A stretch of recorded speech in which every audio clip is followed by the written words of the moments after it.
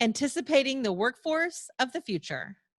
I'm Tonya Hall, and joining me is Alexandra Levit, human capital author and analyst and managing partner at People Results. Welcome, Alexandra. Thanks for having me, Tonya. It's great to be here. Give us a quick summary of your professional background and writing background. It's a great question because I'm sure that, like many of your listeners who got started in technology, I did as well, and actually was working for a company at the time known as Computer Associates, which became CA. And in that role, I struggled a lot making the transition from being a high-achieving college student to being a professional. And after a couple of years of spinning my wheels, I wrote a book called They Don't Teach Corporate in College. And that book launched a career as a 20-something at the time, which I was, business and workplace author, speaker, and consultant. And as the years went by, as I grew older, I started getting a little bit broader in my focus. And so I started writing and commenting a lot on the future of work. And in fact, started talking about the future of work about 10 to 12 years ago, and really found a passion for that. It kind of combined my interest in psychology and people with my interest in technology. And so at that intersection, I found my current focus. And that's how I came to be talking to you all today. Your most recent book is Humanity Works, Merging Technologies and People for the Workforce in the Future. I should say of the future. What research did you conduct to form the foundation of the book? Well, really with the book, Tonya, with this Humanity Works book, I've been wanting to write a book on the future of work for a while, but I didn't just want to write a book to have one. I wanted it to give people some really concrete guidance for what they could do tomorrow. And this was prior to the pandemic. The book was issued about a year and a half ago. And so we didn't have any of these external circumstances that we're dealing with now, but we still were facing the rise of automation, the rise of machine learning, and all of the factors that will lead humans to need to change how they do their jobs, and organizations change how they hire and retain and manage people going forward. So I did the research in several ways. There are a couple of proprietary research studies that I've done with organizations like Deloitte, DeVry's Career Advisory Board, where we look at some of the issues around the skills gap, around what people are going to need to learn to be prepared for the workforce of the future, what hiring managers are expecting. So a lot of that research is incorporated in the book, but also I wanted to draw from my experience working with organizations. I've worked with a variety of Fortune 500 organizations as they've attempted digital transformation, and how that impacts their workforces, how that impacts their human capital strategies, and wanted to share the knowledge and really just bring it together in a volume where, regardless of what your question is about the future of work, you've got a pretty comprehensive view.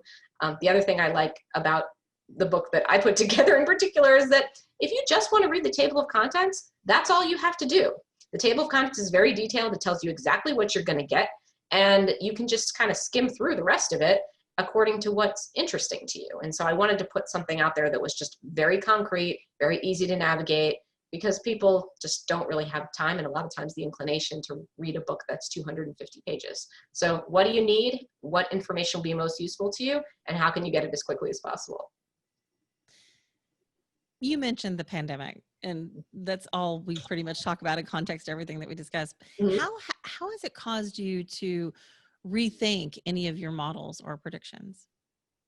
Well, I'll tell you, a lot of people ask me that question, Tonya, and what I would have to say is that it doesn't make me change my recommendations. It doesn't make me change and we futurists are not privy to like a crystal ball. We don't know exactly what's going to happen. All we can do is make an educated guess about what's likely to cause a disruption.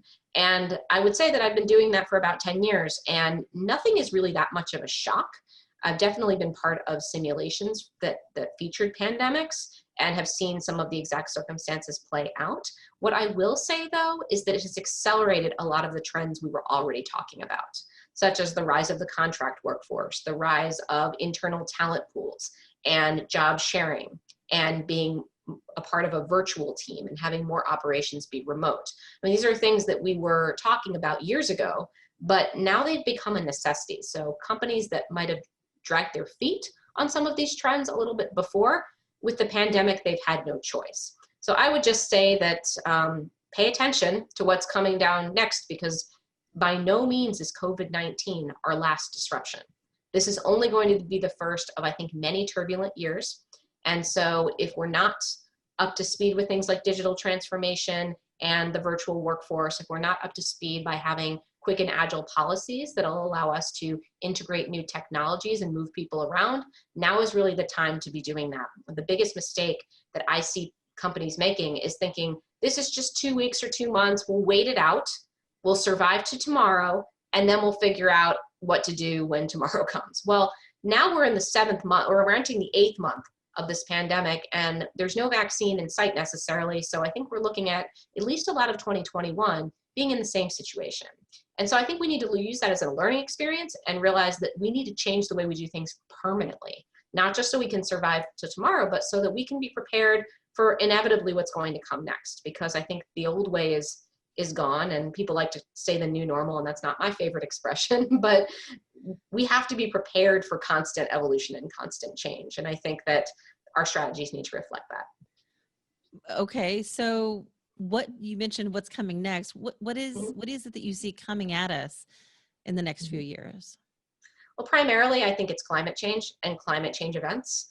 I think we see the wildfires in California. I think we're going to see a lot more physical disruptions where servers are going down because the area is untenable for buildings to survive. People have to be moved around because it's no longer safe to live in a particular geographic location. We see people moving around for various reasons involving health, involving safety. And so I primarily see us having to adapt to things like that. As to whether or not there'll be another pandemic, who knows? But I think the point is that we have to be prepared that having a long-term stable physical presence of a business is going to be something that is likely in the past. We have to be able to run our businesses, run our organizations in a much more agile and mobile way. What role will changing demographics play in the evolution of the workplace? Oh, these are great questions. I love the role of demographics in all of this because this was all happening way before the pandemic. And we have seen demographic shifts happening for some time. Number one is around, I would probably say if I'm going to highlight one, it's age.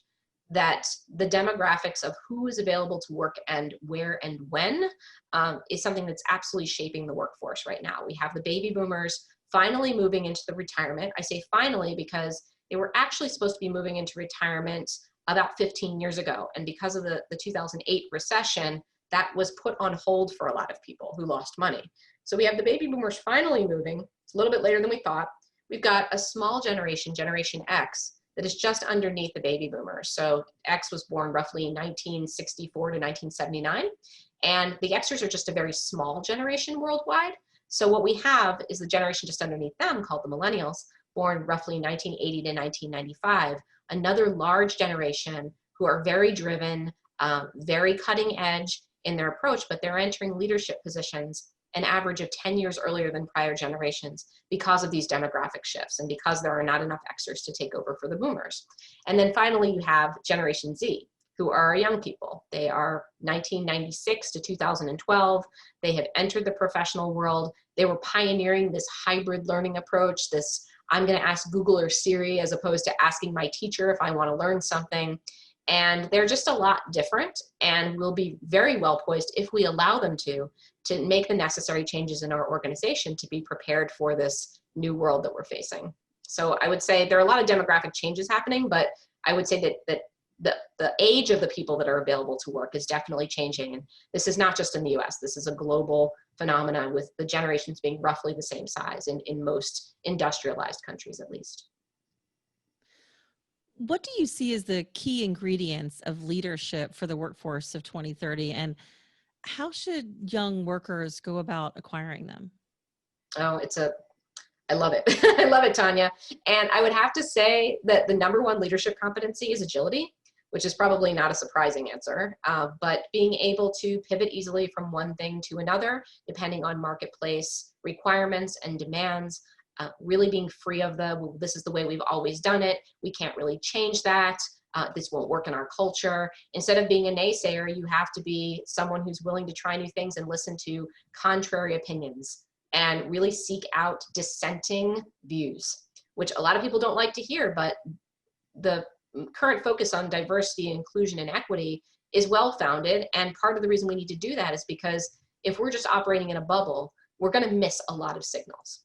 And so being able to really open yourself up to the world around you, not just the people and the circumstances that you're used to. And so learning agility, even if you're an established leader, is very important as well. Just being able to tap your rivers of information that are around you. So not necessarily going back to get a 4-year degree per se, but to get an additional certification online, to do a job shadow, to look at different ways to acquire skills that perhaps weren't available, to listen to one of the Tech Republic podcasts. And these are all ways that you can upskill yourself to become better and more efficient at your job. And one of the things I would also say that's not specifically a leadership skill, it's a skill in general that people need to have, applied technology skills, which leverages using people, processes, data, and devices to doing a job better. And the reason this is important for technical people to know is that other people who aren't technical are going to be moving into the tech space more rapidly. And we've already seen that happening, but it's becoming a more democratic technology environment. And so people who are already focused on technology, you all have to up your game so that you are really bringing some added value to the table that you weren't before. And then the final thing I will say on this topic is I just did some research with DeVry University around what we're calling career durability. And this refers to having the right mix of hard skills, soft skills, those applied technology skills I just talked about, a growth orientation, and institutional knowledge. And with this mix, you create your ability to maintain gainful employment over a long, continuous period of time. Because we're going to see a lot of situations for tech people and non-tech people where you're automated out of certain parts of jobs, where you might have to move from one thing to another, and you have the skills to be able to do that. You're not just stuck, and what you trained in school is no longer applicable, it's no longer relevant, so you don't have a job. What we're trying to do is protect people from that. And so I think all young people and even established leaders can really look to the future with an eye on their own individual career durability. That was like 3 skills, sorry. Thank you so much for joining us, Alexandra Levit, managing partner at People Results and author of Humanity Works, Merging Technologies and People for the Workforce of the Future. If somebody wants to connect with you, maybe they want to get a copy of your book, how can they do that? I think my website, alexandralevit.com, is a great place to start. You can look at a bunch of videos, read about the different books, and please feel free to reach out to me via email or Twitter or LinkedIn if you would like to get in touch, because I'm always curious as to what people consider to be important and the issues you'd like me to explore, and especially this is a knowledgeable audience that I'm sure could have a lot to teach me too. Sounds great. Thanks again. Thanks, Tonya. And find more of my interviews right here or at tonyahall.net. Thanks for watching.